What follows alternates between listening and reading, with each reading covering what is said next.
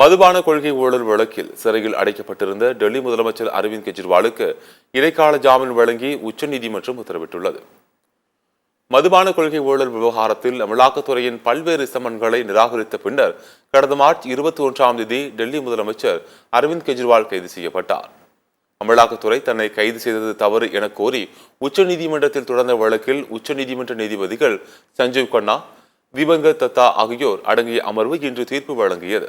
அரவிந்த் கெஜ்ரிவால் ஒரு மாநிலத்தின் முதலமைச்சராக மக்களால் தேர்ந்தெடுக்கப்பட உள்ளார் என்றும் அவருக்கென்று சில உரிமைகள் உள்ளன, அப்படிப்பட்டவர் 90 நாட்களுக்கு மேல் சிறையில் இருக்கிறார் என்று நீதிபதிகள் குறிப்பிட்டனர்.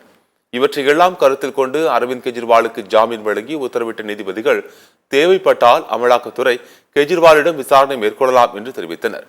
இதற்கிடையே சட்டவிரோத பணிபரிவர்த்தனை சட்டப்பிரிவு 119 படி கைது செய்யப்பட்டது தவறானது என்று அரவிந்த் கெஜ்ரிவால் தாக்கல் செய்த மனு குறித்தும், மதுபான கொள்கை ஊழல் நிதியை தேர்தலுக்கு பயன்படுத்தியதாக அமலாக்கத்துறையின் புகார் குறித்தும் விரிவான அமர்வு விசாரிக்கும் என்று உச்சநீதிமன்ற நீதிபதிகள் தங்களது தீர்ப்பில் குறிப்பிட்டுள்ளனர்.